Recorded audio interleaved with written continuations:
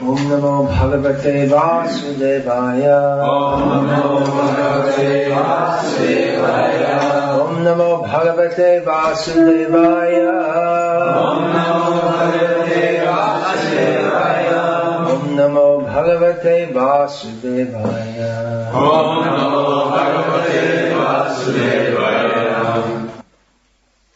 Another point about the demons establishing the glory of the Lord more is their intensity, which Narad Muni comments about in the 7th canto of the Pratardanah. So the demons, they have such intensity of focus on Krishna, even though it's in the wrong way. Devotees who are trying to be Krishna conscious, it's like they're sometimes thinking about Krishna, sometimes not thinking and trying to concentrate their minds, but for the full-fledged 100% demons, they never have a problem about not thinking about Krishna. They're always thinking about Krishna extremely intensely, but in the wrong way. Another point about how the Hiranyakashipu more than Prahlad establishes the glories of Nrsimha, how more than Hanuman, Ravana establishes the glory of Ram. Yeah, of course, true in one sense, which has been pointed out, but only the devotees can appreciate how the demons establish the glories of the Lord, because the demons, they don't accept that they're establishing the glories of the Lord. If they thought that by their inimical activities toward Him they were doing anything to help Him or to anything in His service, they'd just retire from it altogether. rather than not glorify Him, they'd prefer to take a neutral position and just ignore Him if they thought that by their opposition to Him they were giving Him any prominence. That's why sometimes it's said that it's better not if people who make comments about us, it's the best thing just to ignore them in many cases, because if you respond to them, you give them credence. So, and we see practically in the internet world connected with ISKCON that some people become prominent just by yelling and screaming on the internet, although they have, in their own personal life, they have that's all they do. I mean, what's their devotional service? That's it. That's all. Of course, I'm not saying that everything that goes out on the internet is wrong or bad, but there have been some devotees who have come to prominence only because of their misguided statements like that. So there's a saying in Bengali which Srila Prabhupada quoted once, so I'll take the liberty of re-quoting it here. It's slightly vulgar. That if by farting someone could help you, they'd hold it in. So the demons, they don't want to help Krishna. So they're not thinking that they're not thinking that they're glorifying the Lord, but the it takes the devotee to appreciate that. So it's ultimately, of course, the position of the devotees is far, in all respects, more exalted than that of the demons.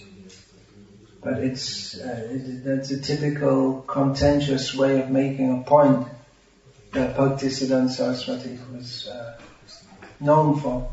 And at the end of that segment it says that the Gauriya Math is also adopting this method in its propaganda. So that doesn't mean that the Gauriya Math were inimical to Krishna, but the negative method. In other words, by pointing out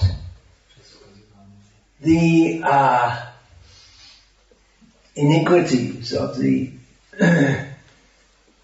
bogus so-called Vaishnavas, of the Mayavadis, of the empiricists, and of everyone else who is either not Krishna conscious at all or Krishna conscious in a perverse manner.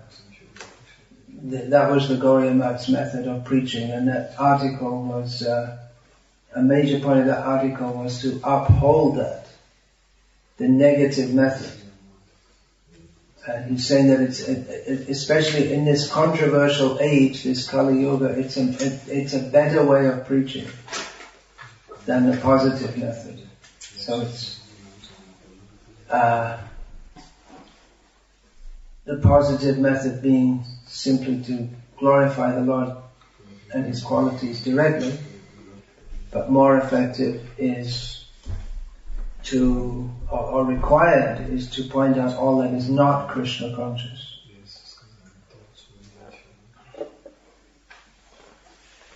So, having said that,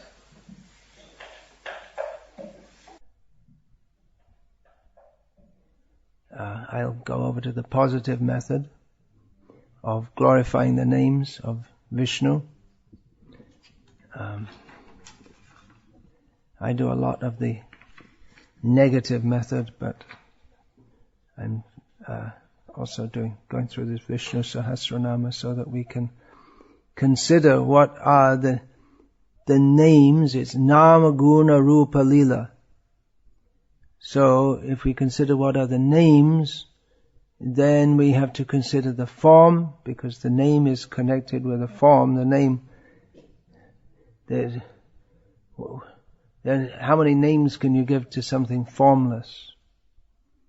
But Krishna, the very form, the personality of Krishna, there are so many names connected with the name of Krishna. Sundara Rupa, Shama Sundara, Achintya Guna Swarupam, and so on. Names Padmanabha, Padmaksha, these are all names connected with the form of Krishna. Then His qualities and His pastimes. So if we consider the names, then automatically we come to consider the qualities, the forms and the pastimes and the associates of the Supreme Lord and His abode and everything, His potencies, which also, these potencies falls within His qualities. So name 59, Lohitaksah, red eyes. It literally means red eye. This is the second name in Vishnu Sahasranama, which describes the eyes of the Lord. Previous to this, there is also Pundarikaksha, which means He has eyes like a lotus flower. Lohita means red. So He has red eyes. So why red? Well, the commentators say that this redness can be considered just like the reddish lotus flower, so His eye is like that. That is described in the Nectar of Devotion, the different parts of His body that are red. His feet, His hand. You see, Krishna has red feet. And red underneath. That's still a custom among Hindu ladies in Bengal and Orissa, and used to be in North India and other parts of India also, to paint the feet with some red dye. That's why you'll see the descriptions of Radharani, her feet with red lac dye. So that's called alta in Bengali, and it's considered auspicious. But like everything else, it's being given up, and the women are becoming westernized to their great detriment. So Krishna's feet are naturally red. His eyes are red. Now, who's got red eyes? You see, humans have red eyes also. through tiredness, that's quite common. Too much partying. Yeah. And through anger. So the commentators, they say it's that connects with the next name, Pratardanah, which means the destroyer, so out of anger. But for those who are Gauriya Vaishnavas, they know all the inner secrets. So too much partying. Krishna comes in early in the morning, just before his mother comes in to wake him up. But he hasn't been asleep all night. He's been up all night partying. So he may have red eyes from this also. Another very nice explanation is that just like you see, the eyes may become red out of anger, also from rubbing the eyes. If one is crying and you rub the eyes, they become red. So that out of that extreme anger, it's out of that emotion of anger, because it's such an intense emotion, the eyes become red. So similarly, out of extreme joy, any extreme emotion, when one is extremely emotional or highly emotional, one may cry in anger, in disappointment, in joy. So tears are one symptom of much emotion, and further stages if the eyes become red. So these are some considerations of Krishna being red-eyed. So the next name is described, Pratardanah, which means the destroyer. Now, the function of destruction in this material world is connected with Lord Shiva. He's known as the destroyer. But ultimately, everything is done by Vishnu. And anyway, Shiva is an aspect of Vishnu. So, pratarda means complete or extreme destruction. I mean, anyone can be a destroyer, as every mother knows. Children, they exhibit qualities of Lord Shiva. If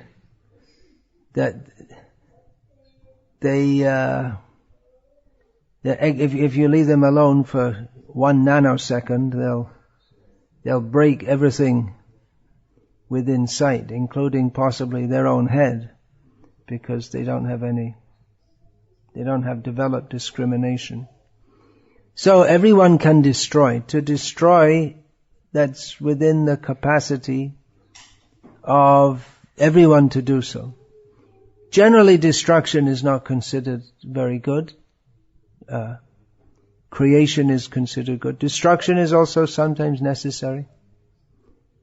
For instance, if a house is unsafe, it should be, according to, at least in this country, a house should be destroyed rather than people live in it at the risk of it falling on their head and killing them. So, destruction is sometimes necessary, but when Krishna destroys, he doesn't destroy just a little house or something like that, but the whole universe. There's a statement in the Kathopanishad, Yasya Brahma cha kshatram cha ubhe bhavata. Here it's written Odana. That's Ardana. He who has his food, the Brahmins and the Kshatriyas, he eats them. So everyone enters into Krishna, just like in the 11th chapter of Bhagavad Gita, Arjuna, seeing the universal form, says that he sees all the universe entering into Krishna and being destroyed. So that is also one of the functions of one of the things that Krishna does. It's always, from our perspective, it's good for us to remember that everything will be destroyed. Everything in this world will be destroyed. Nothing will remain. So then why should we be attached to anything? When we remember that everything is temporary, then we won't be attached to anything. Smaran nityam anityatvam. You should always remember that everything in this world is temporary, but beyond that there is Krishna, who is eternal. And so not to be attached to anything in this world, and be attached only to Krishna. Another important understanding of this name is that Krishna, he destroys, so there are different kinds of destruction or annihilation, which are mentioned in the Bhagavatam. There is the one at every day of Brahma, the planetary systems, up as far as the heavenly planets are destroyed. The planets of the rishis are not destroyed. Then at the end of the life of Brahma, the whole universe is destroyed. So then there's another kind of destruction that is going on constantly. At every moment there is destruction going on. Even though we can't see it or perceive it, at the cellular level, at the molecular level, destruction is going on. Every moment that passes is gone. And the whole matrix of existence that was present at that moment, of course you can't define one moment exactly, just like you can't define a point. A point is it's a concept. If you put a point on a piece of paper, that's supposed to be like in trigonometry or something, but the point is actually not a point. It has a shape, it has a form, even though it's very small. So the point is, as soon as you try to make a point on the paper, there's not a point, because the point is, as soon as you put any size to it, it's not a point. So like that, any moment, what is a moment? If you say a moment is like that, 1 nanosecond, but a nanosecond has a beginning and an end. So it's not, it's a duration of time. Anyway, I'm going to stupid Buddhist ideas. I won't discuss that. But anyway, destruction is going on constantly, at every moment. Each moment that passes is gone. And everything that was existent at that moment is gone. Yeah, that's a Buddhist idea, that there's no actual continuation. That's one of the strange philosophies that comes out of Buddhism. They're trying to explain how nothing really exists. That each moment, one moment is gone, and the next moment, it's all new. Because they don't see any continuous principle. They deny any existence, so they deny any continuous principle. So Brahmano hi pratishtaham, Krishna is the basis of that Brahman which holds everything together. There's an interesting one for the scientists now with their so-called Higgs boson. They've discovered that which holds all the universe together. But that doesn't explain the time dimension. Why or how the time dimension functions, and it's still, the scientists, for all they may so-called discover, they can never say why anything exists, and therefore they just relegate that question to the realm of insignificance, when actually it's the only significant question. If we are going to study the nature of this material, why does anything exist? But they'll ask what, how, when, where, but the question why is ultimately anything in existence? They just completely avoid that question.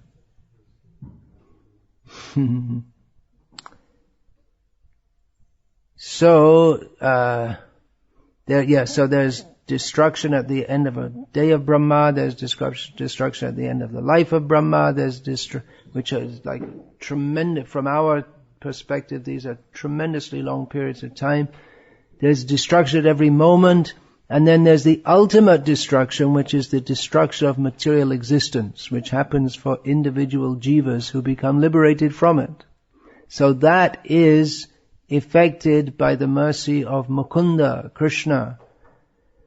So in that way he's the destroyer also. That's of course everything he does is benevolent, but destruction doesn't seem to be a very auspicious function, but destruction of material existence, that is Krishna's great mercy on the jivas. So, name 61, Prabhuta. It's not Prabhu, it's Prabhuta. Which means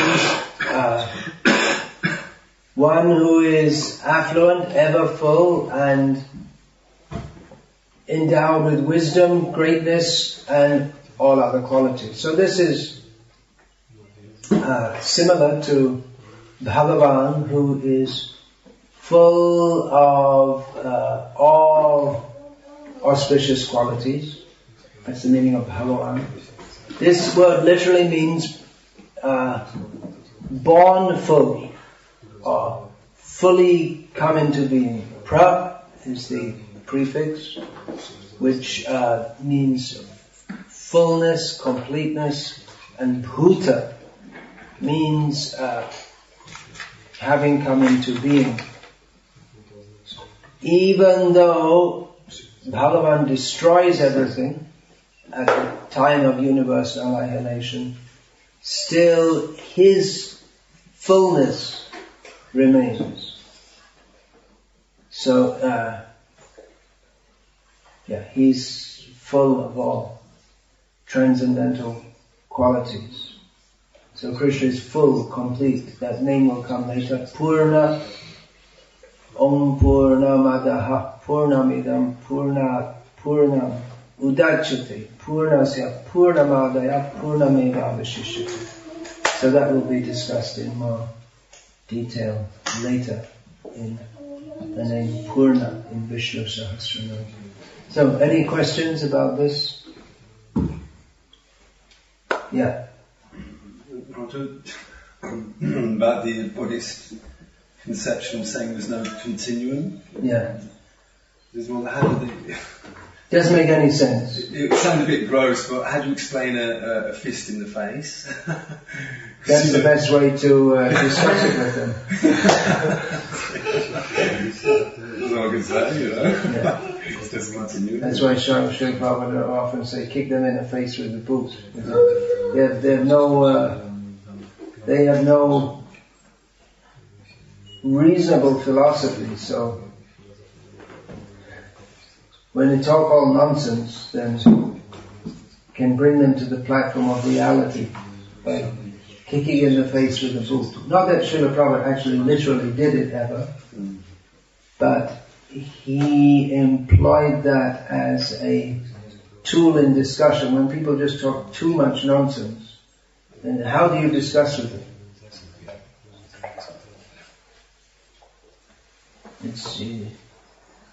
We've all had this experience. Once in London, I was explaining to someone the example of the soul in the body, and I said the car and the driver. I was explaining this, and he said, well, you're supposed to be holy people. Why are you using cars? How can you discuss with such a person? You know, there's no logical connections within their brain. So, actually such a person, he wouldn't kick them in the face with a boot. Put some prasadam in their mouth, pat them on the back and wish them the best. There's no use to discuss with such people.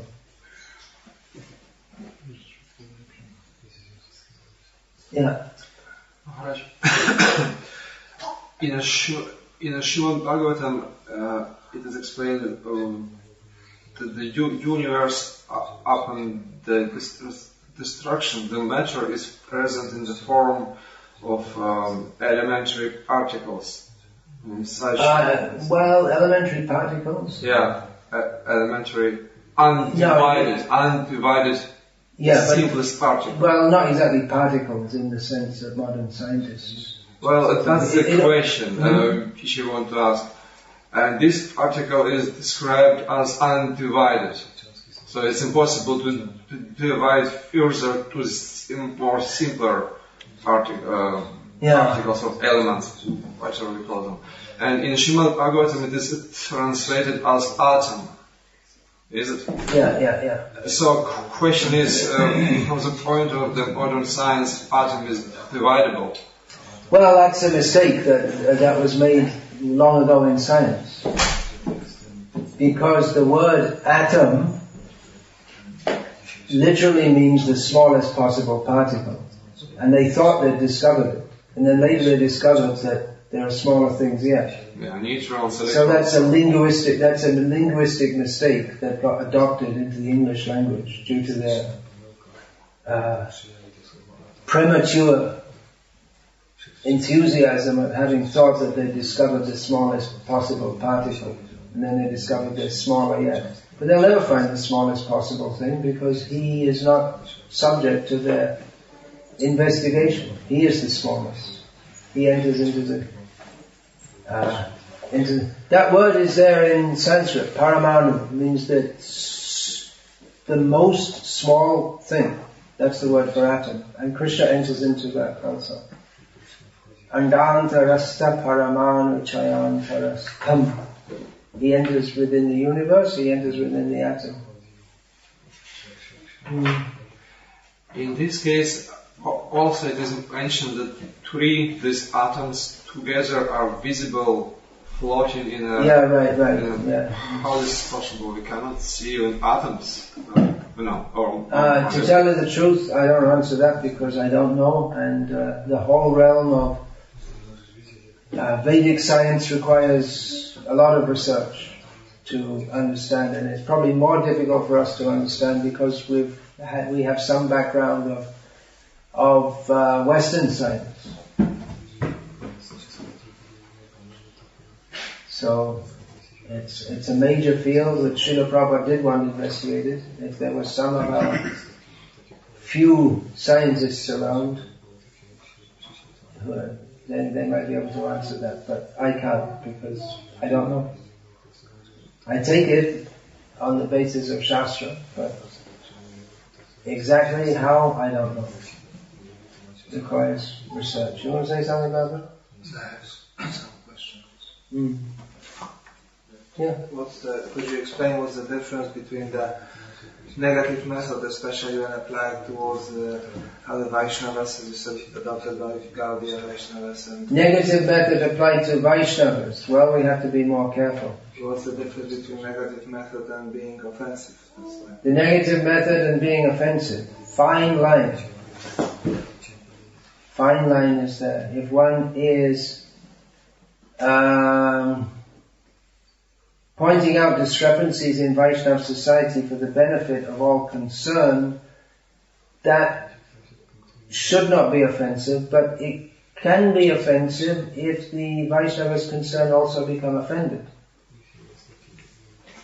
Then it's offensive. Whether your intention is to be offensive or not, if they're offended, you also become offensive. So it's a risk, because that's also required, that someone has to point out. So if there are discrepancies, someone has to point it out, and they may suffer from doing so also. So one has to be very well situated in order to do so. That's why I said I'm also taking up this Vishnu Sahasranama, because I also need some balance in my life, because in Vishnu Sahasranama it's directly praise of Krishna, but otherwise I'm much concerned with various discrepancies as I perceive them in our movement. But if I only talk about that, then I also may lose my bearings, and so we have to be careful. Anything else? No. Alright. So, Hare Krishna, all glories to Srila Prabhupada, Shri Shri Govindadvipa ki jai, Shri Shri Radha Govinda ki jai, Samavita Bhakti Govinda ki jai, Hare Krishna.